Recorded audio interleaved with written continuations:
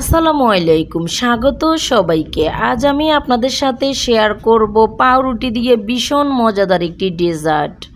আসছে ঈদে আপনারা চাইলে পাউরুটি দিয়ে এই পাউরুটির ডেজার্টটা তৈরি করে নিতে পারেন। এটা বানাতেও খুবই অল্প সময় লাগে আর খেতেও কিন্তু মাশাআল্লাহ খুবই মজার হয়ে থাকে। আশা করি আমার আজকের রেসিপিটি আপনাদের খুবই পছন্দ হবে। তাহলে দর্শক, চলুন আজকের রেসিপিটি শুরু করা যাক। পাউরুটির শাহি টুকরা তৈরি করার জন্য এখানে আমি নিয়েছি 4 পিস পাউরুটি। এখন এই পাউরুটিগুলোকে আমি টুকরো করে নেব। আপনারা চাইলে যে কোনো শেপে এটাকে টুকরো করে নিতে পারেন। তো আমি এটাকে 4 কোনা শেপ করে কেটে নিচ্ছি। তো আপনারা চাইলে এই 4 ধারের লাল অংশটুকু ফেলে দিতে পারেন, আবার চাইলে এটা রেখেও দিতে পারেন। আমার পাউরুটির টুকরাটা একটু আঁকা বাঁকা, তাই এটাকে আমি এভাবে কেটে সমান করে নিচ্ছি।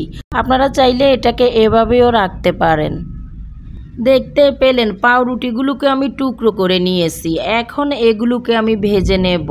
পাউরুটির টুকরোগুলোকে ভাজার জন্য চুলায় একটি কড়াইতে আমি পর্যাপ্ত পরিমাণে তেল দিয়ে দিয়েছি। তেলটাকে মিডিয়াম গরম রেখে একে একে আমি পাউরুটির টুকরোগুলোকে দিয়ে দিচ্ছি। 2 মিনিট পরে এক পাশ যখন এটা এরকম একটু লালচে কালার হয়ে আসবে তখন এটাকে উল্টে দিতে হবে।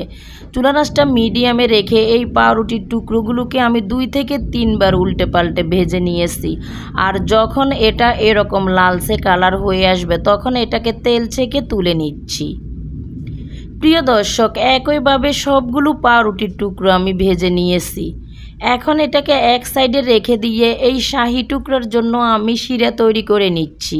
এখানে একটি পাত্রে আমি 2 কাপ নিয়েছি পানি, সাথে দিয়ে দিচ্ছি আধা কাপ পরিমাণ চিনি, দিলাম একটি সবুজ এলাচ আর 1 টুকরা দারচিনি। এখন এভাবে নেড়ে চেড়ে এই চিনিটাকে গলিয়ে নিচ্ছি। 1 চা চামচ পরিমাণ দিয়ে দিচ্ছি ঘি।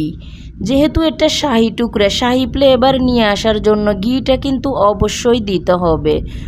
এভাবে নেড়ে চেড়ে এটাকে আমি একটি বলক তুলে নিয়েছি। আর এখানে এই শিরাটাকে শুধু একটি বলক তুলে নিলে হবে, এর বেশি জাল করতে হবে না। তো একটি বলক উঠে আসার পর এই শিরাটাকে আমি চুলা থেকে নামিয়ে নিচ্ছি। এবার সরাসরি আগে থেকে ভেজে নেওয়া পাউরুটির টুকরোগুলো এই শিরার মধ্যে আমি দিয়ে দিচ্ছি। তো এগুলোকে এপিট ওপিট করে ভিজিয়ে নিতে হবে। এটাকে বেশিক্ষণ শিরার মধ্যে রাখা যাবে না। এটাকে ভিজিয়ে নেওয়ার সাথে সাথে আবার এটাকে তুলে নিতে হবে এই শিরা থেকে, না হলে কিন্তু এটা একেবারে নরম হয়ে যাবে। তো এখানে কিন্তু এই পাউরুটিগুলোকে ভাজার সময় একদম মুসমুসে করে ভেজে নিতে হবে। সবগুলো পাউরুটির টুকরা আমি শিরার মধ্যে ভিজিয়ে নিয়েছি। এখন এটাকে আমি এক সাইডে রেখে দিচ্ছি। মালাই তৈরি করার জন্য অন্য একটি পাত্রে আমি দিয়ে দিচ্ছি 2 কাপ পরিমাণ পানি, সাথে দিয়ে দিচ্ছি 1.25 কাপ পরিমাণ গুঁড়ো দুধ, দিয়ে দিচ্ছি একটি এলাচ। এতে করে খুবই সুন্দর একটি ফ্লেভার আসবে মালাইতে। দিয়ে দিচ্ছি 1 চিমটি পরিমাণ লবণ। মিষ্টি খাবারে সামান্য একটু লবণ দিলে খাবারের টেস্ট বহু গুণে বেড়ে যায়। অনবরত নেড়ে চেড়ে মালাইটাকে রেডি করে নিতে হবে। বেশ খানিকটা সময় জাল করার পর আমি দিয়ে দিচ্ছি 3 টেবিল চামচ পরিমাণ চিনি। এখানে আপনারা কতটুকু চিনি খেতে পছন্দ করেন আপনাদের ইচ্ছে মতো ব্যবহার করতে পারবেন। আবারও নেড়ে চেড়ে দুধের সাথে এই চিনিটাকে আমি খুব ভালো করে মিশিয়ে নিচ্ছি।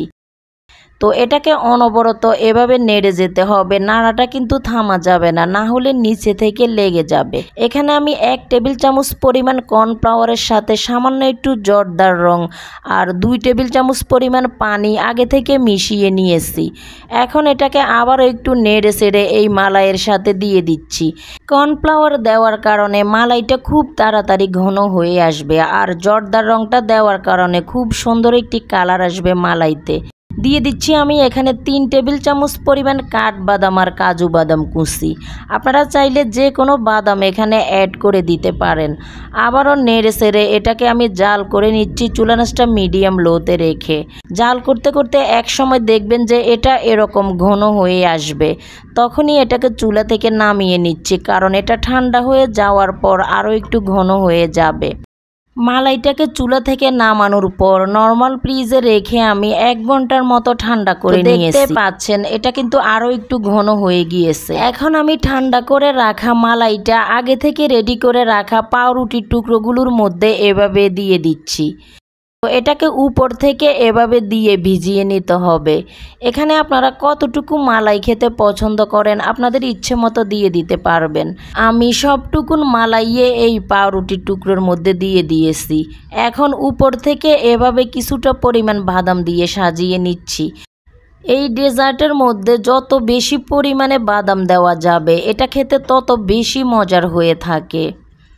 তো আশা করি আমার আজকের রেসিপিটি আপনাদের কাছে খুবই ভালো লাগবে, আর রেসিপি ভালো লেগে থাকলে চ্যানেলটি সাবস্ক্রাইব করে নেবেন। আশা করি এই ঈদে একবার হলেও পাউরুটি দিয়ে এই শাহী টুকরাটা তৈরি করে দেখতে পারেন। আশা করি আপনাদের খুবই ভালো লাগবে। সবাইকে আগাম ঈদ শুভেচ্ছা জানিয়ে আজকের মতো এখানে বিদায় নিচ্ছি। আল্লাহ হাফেজ।